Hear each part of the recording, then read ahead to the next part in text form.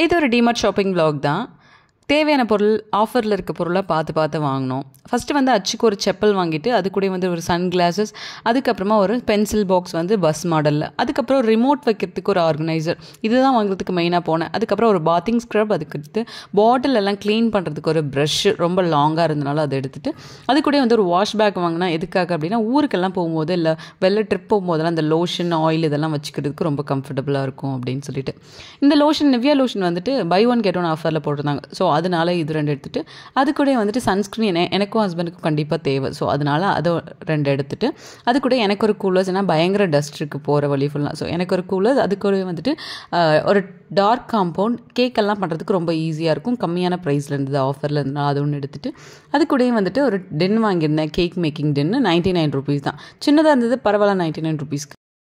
அன்வான்டாக எந்த பொருளுமே எடுக்கலன்ற ஒரு சாட்டிஸ்ஃபேக்ஷன், அவ்வளோதான்.